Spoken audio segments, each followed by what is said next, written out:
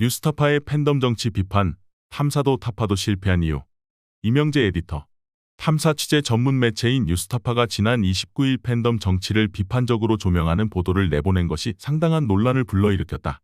정치 양극화의 한 요인으로 정치 팬클럽의 과도한 팬덤을 지목하고 이재명 더불어민주당 대표의 팬클럽인 재명인의 마을과 윤석열 대통령의 부인 김건희 씨의 팬클럽인 건희사랑을 그 대표적 사례로 들었다. 뉴스타파의 이 보도에 대한 비판은 여러 측면에서 제기됐는데 그만큼 우리 사회의 대표적인 탐사 전문 및 진보 성향의 언론에 대한 기대와 바람이 크다는 것의 반증이었다. 그 비판은 특집 다큐라고 이름 붙인 것처럼 적잖은 인력과 자원이 투입된 이 역작에서 요컨대 탐사가 제대로 이루어졌는가에 대한 것이고 그 탐사를 통해 매체의 이름처럼 타파해야 할 것을 제대로 타파했느냐에 대한 것이다. 현상적 사실 밑에 심층과 감춰진 진실에 얼마나 다가서는 탐사를 했느냐는 것과 그 탐사를 통해 기성 유력 언론이 갇혀 있거나 스스로를 가두고 있는 협소하고 기득권적인 시각을 타파했느냐는 것이다. 그러나 팬덤 정치에 대한 뉴스타파의 탐사 보도는 탐사에서 미흡했고 타파에서 실패한 것으로 보인다. 정치 팬덤에 대한 비판은 매우 필요한 주제다. 뉴스타파가 취재에서 밝히고 있는 것처럼 정치 팬덤은 긍정적인 기능과 함께 상당한 부작용을 낳기도 한다. 그러나 그것이 단지 긍정적인 면과 부정적인 면을 병렬적으로 나열하는 식이어서는 이 현상에 대한 탐사적 접근이 나오기는 힘들다. 정치 팬덤을 낳고 있는 한국 정치의 구조적인 특질, 정치에 대해 시민이 참여하고 개입할 수 있는 통로의 다양성, 팬덤이 갖고 있는 정치 참여의 의미와 한계 등에 대해 팬덤 정치 보도가 다각적이며 심층적으로 파고들었다면 정치 팬덤의 진단과 과제에 대한 탐사 보도의 수작이 나왔을 수 있다. 그러나 뉴스타파의 이 보도는 특집이라는 말이 무색하게 한국 언론이 가장 애용하는 방식의 하나 양비론과 기계적 균형에 기대버리고 말았다. 이 보도는 야당 대표의 팬클럽과 대통령 부인 팬클럽을 병렬적으로 비교하고는 사실상 똑같다는 결론을 내리고 있다. 몇 가지 사례를 들면서 이 원칙 양비론과 기계적 균형이라는 원칙을 적용했다. 여기서 뉴스타파의 팬덤 정치를 비판하는 이들 중 많은 사람들이 기계적 균형을 잘못으로 지적한다.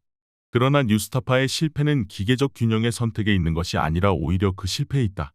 기계적 균형의 문제는 그것이 나태하고 아니한 방식이어서가 아니라 실은 오히려 그것이 제대로 구현되기가 매우 어려운 것이라는 데 있다.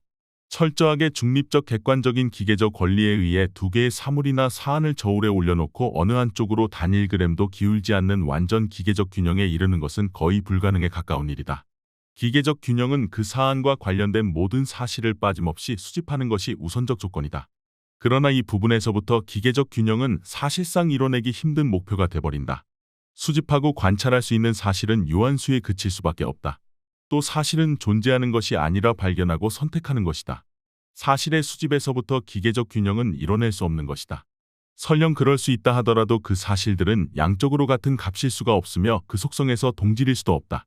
중요한 사실이 있고 덜 중요한 사실이 있다. 진실을 드러내는 사실이 있고 오히려 진실을 가리는 사실이 있다.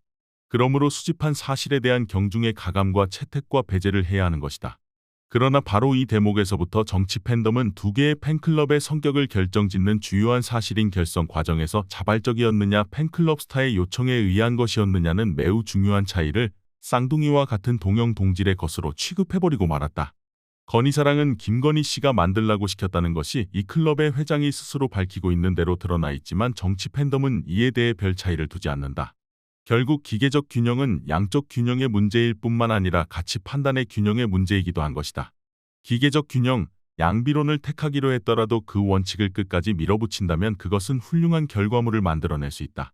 그러나 이처럼 그것은 지극히 어려운 과제여서 대개의 경우 빠지는 함정은 사실들의 수평적 나열과 동일시의 함정이다. 다른 것을 갖게 해버리는 오류다. 결과적으로 차이를 드러내는 것은 없고 동일시만 남는 반쪽 비교가 돼버린다. 역으로 같은 것을 다르게 하는 것은 그 동일시의 이면이다. 결과적으로 어느 한쪽에는 지나친 정당성을 부여하는 것이 되고 다른 한쪽에는 지나치게 부당한 비판이 돼버린다. 정치 팬덤은 정치 양극화의 문제를 정치인에 대한 과도한 지지에서 찾는 데서 취재의 동기를 밝히고 있는데 바로 그 점에서부터 이 탐사보도의 표류가 시작된 듯하다. 정치는 상당 부분 지지자들의 응원과 열정에 의해 이뤄진다고 할 때 사실 그 열정이 적정하다, 지나치다는 것을 쉽게 나눌 수는 없다.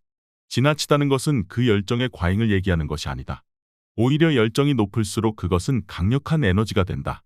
문제 삼아야 할 것은 그 열정에 대해 지지자 자신이 그것이 어떤 것인가를 스스로 알고 있느냐는 것, 그리고 그것을 표출하는 방식에 대한 스스로의 이성적 판단과 결정, 다른 지지자들과 그것을 어떻게 나누며 건전한 정치적 응원과 압박으로 발전시켜 나가느냐는 것에 대한 것이어야 한다. 다시 말하면 문제는 팬덤의 과잉이냐 아니냐가 아니다. 그 팬덤이 이성과 상식, 합리성에 기반한 것이냐다. 이는 흔히 민주주의의 부작용으로 부당하게 지적받는 포퓰리즘이 그 자체로 민주주의의 중요한 속성이라는 점에 대한 이해와 함께 중요한 것은 포퓰리즘이든 팬덤이든 지지자 그룹 내부에서 또 정치인과 지지자들 사이에서 이성적인 소통과 상호 대화가 작동하느냐에 있다는 것에 대한 이해를 필요로 한다. 그 소통과 지지가 서로를 견인하고 성장시키는 것이냐에 있는 것이다. 정치 팬덤에 대한 실망과 비판은 이 다큐가 그런 면을 깊게 탐사해 들어갔는지에 대해 의문을 제기하는 것이었다. 뉴스타파의 정치 팬덤 보도에 대한 것엔 비판은 진보적 탐사 언론으로서의 역할에 대한 기대가 그만큼 크다는 것을 보여준다. 이 정도의 문제의식과 인식으로 특집 다큐를 만들 수 있는가라는 질타는 뉴스타파가 그만한 역량과 여건을 갖추고 있다고 많은 이들이 기대하고 있다는 것을 역설적으로 확인시켜준다. 그러나 탐사 매체에서 탐사는 주어진 것이 아니라 지속적으로 만들어가는 것이다. 뉴스타파가 전범으로 삼고 있는 리영희 교수가 종교처럼 숭앙하고 목숨을 걸어서라도 지키려고 하는 그것 진실은 단순히 사실의 집합으로는 이뤄낼 수 없다. 사실의 균형은 진실 추구의 수단이며 과정이지 목적이 아니다. 탐사보도는 이중의 탐사를 요구한다. 사안에 대한 탐사와 함께 그 이전의 그 사안을 바라보는 기자 자신의 시각이 탐사적이어야 할 것을 요청한다. 그렇지 못할 때 탐사는 탐사라는 이름으로 오히려 진실에 대한 접근을 막는다.